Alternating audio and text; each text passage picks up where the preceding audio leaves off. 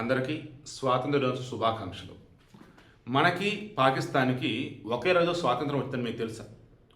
వాళ్ళేమో August 14న independence day జరుపుకుంటారు, మన 15వ తారీఖున ఇండిపెండెన్స్ డే జరుపుకుంటాం. గణేష్ గోల్డ్ తాకట్టులో ఉన్న బంగారాన్ని విడిపించి కొనబడును. సంప్రదించండి 9966651144. కానీ వాళ్ళ దేశం వచ్చేసి అల్లకల్లోలంగా ఉంది. వాళ్ళ దేశం వాళ్ళ మనుషుల మీద దాడులు చేస్తాడు, బాంబులు వేస్తాడు వాడు. అండ్ ఏ రోజు కూడా అక్కడ ప్రజాస్వామ్యబద్ధంగా ప్రభుత్వం నిలబడింది లేదు. ఇప్పుడు చూడు, వాళ్ళ దేశంలో ఉన్నటువంటి ముస్లింలే షియాలు సున్నీల మీద, సున్నీలు షియాల మీద బాంబు దాడులు, మసీదులో బాంబు బ్లాస్టులు. ఎంత ఘోరం అంటే అసలు భారతదేశంతో కంపేర్ చేస్తే అసలు పాకిస్తాన్ ఏ ముహూర్తాన్ని ఏర్పడిందిరా, అంత ఘోరంగా ఉంది.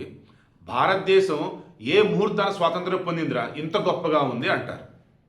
అదే ఈరోజు నేను మీకు వివరించబోతూ ఉన్నా. మామూలుగా ఆగస్టు 15న స్వాతంత్ర దినోత్సవం అంటే దాని అధికార మార్పిడి అని చెప్పేసి ఇండియన్ ఇండిపెండెన్స్ యాక్ట్ అని చెప్పేసి 1947 జూలై 18న దానిని ఆమోదించారు. దీని ప్రకారం ఆగస్టు 15న అధికార మార్పిడి జరగాలి.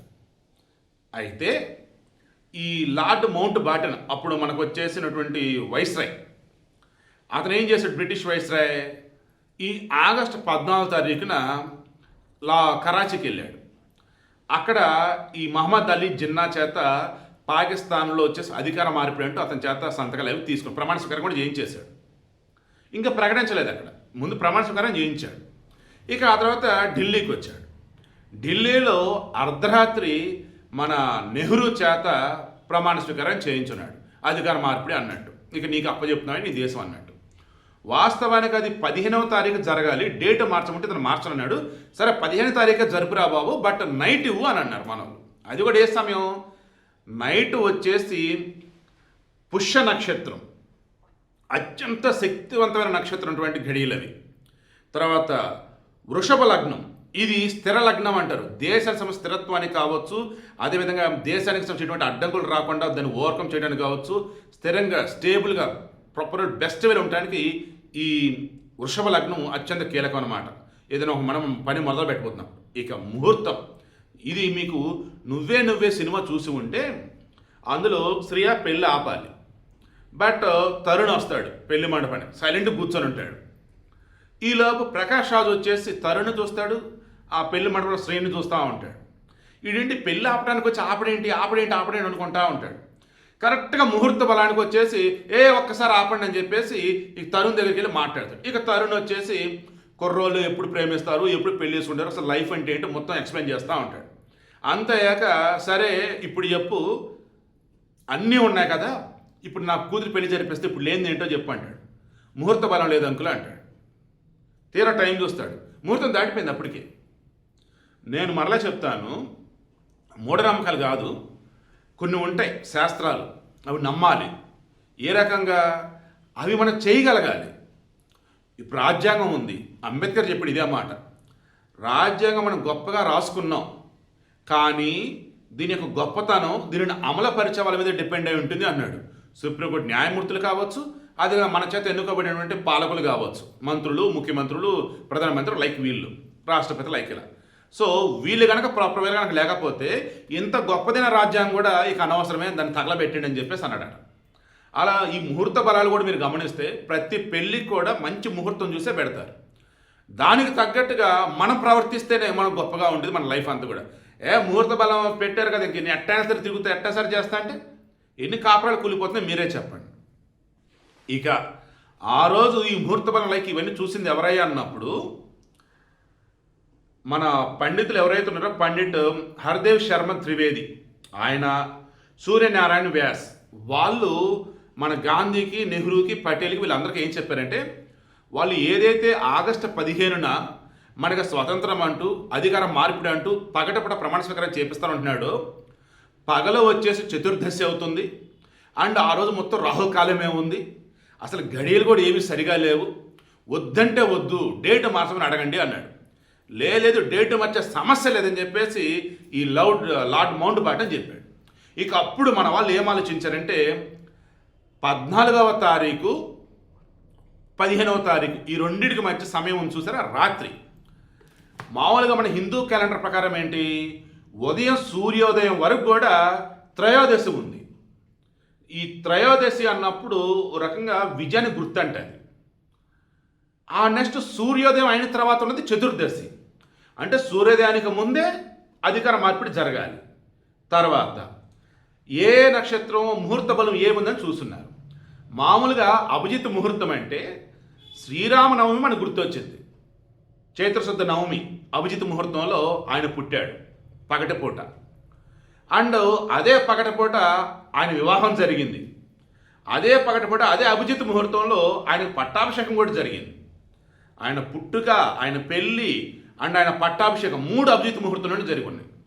డే మొత్తం మీద డే టైంలో సూర్యోదయం నుంచి సూర్యాస్తం వరకు మొత్తం 15 ముహూర్తాలు ఉంటాయి. అందులో అభిజిత్ ముహూర్తం అనేది 8వది.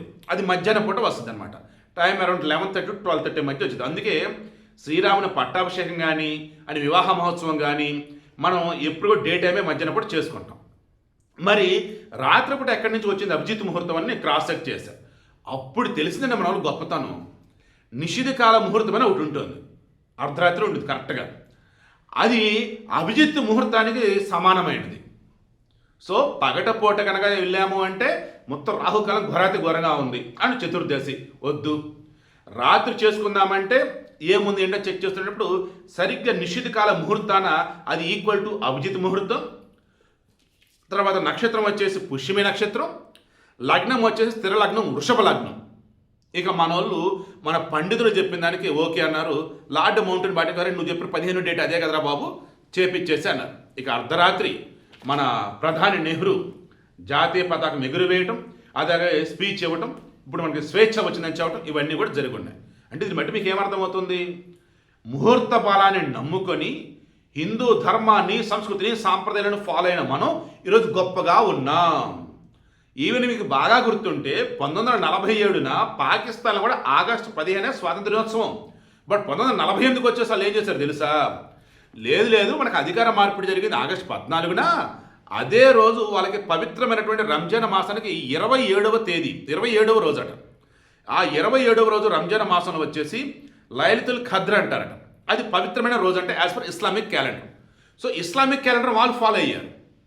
ఇస్లామిక్ క్యాలెండర్ ప్రకారం ఆగస్టు 14న అధికార మార్పిడి జరిగిన రోజు వాళ్ళకి ప్రాపర్ ద బెస్ట్ అన్నట్టు. అండ్ ఇంకొకటి, 2 దేశాలు కలిపి ఒకేసారి ప్రకటించారు స్వాతంత్రం. అయితే మన దగ్గరేమో అర్ధరాత్రి 12 గంటలు ఆగస్టు 15 ఎంటర్ అయింది. బట్ పాకిస్తాన్లో ఏంటి, కరాచీలో అదే సమయాన ఆగస్టు 14 అర్ధరాత్రి 11 గంటల 30 నిమిషాలు, అంటే అది ఇంకా 14వ తారీఖే.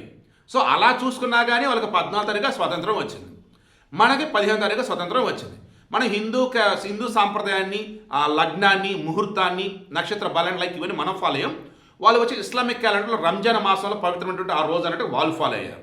బట్ ఇందా చెప్పాను చూసారా, అక్కడైనా కానీ సరైన పాలకులు కనుక ఉన్నట్టయితే వాళ్ళు కూడా గొప్పనే ఉండేవాళ్ళు. ఇస్లామిక్ క్యాలెండర్ ఫాలో అయితే గొప్పనే ఉండేవాళ్ళు. కానీ ఏ అల్లానైతే పూజిస్తారో సున్నీలు, వాళ్ళకి ఏ అల్లానైతే పూజిస్తారో వాళ్ళకి నచ్చరు. సో సమస్య మనుషులలో ఉంది, పాలకులలో ఉంది.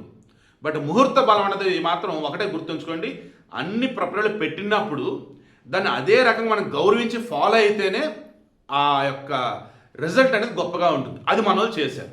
అందుకే ఈ రోజుకి భారతదేశం సస్యశ్యామలంగా, గొప్పగా, ప్రజాస్వామ్యబద్ధంగా, బ్రహ్మాండంగా అన్ని దేశాల చేత సగర్వంగా మనం గొప్పగా ఉన్నాం. అన్ని దేశాలు కూడా మనల్ని చూసి శభాష్ అంటూ ఉన్నాయి. ఇప్పుడు నేను చెప్పిన వర్షన్ నాకు తెలిసి తెలుగు మీడియా మొత్తం మీద ఏ జర్నలిస్ట్ టచ్ చేస్తున్నాడు, ఎక్స్క్లూజివ్గా మన కావ్యస్ మీడియాలో ఇస్తున్నాను. ఇది ఇచ్చిన తర్వాత నా క్యాటెస్ ఎస్పీలో ఇస్తాను. అండ్ మరొక్కసారి స్వాతంత్ర దినోత్సవ శుభాకాంక్షలు మరలా చెప్తున్నాం. ఎంత ముహూర్త బలమైన, ఎంత శుభఘడియలలో మనం పని మొదలెట్టినా కానీ అంతిమంగా మనం పెట్టే ఎఫర్ట్స్ అండ్ మోర్ ఓవర్ మన యొక్క నడవడిక మీదే ఫైనల్ రిజల్ట్ అన్నది ఉంటుంది.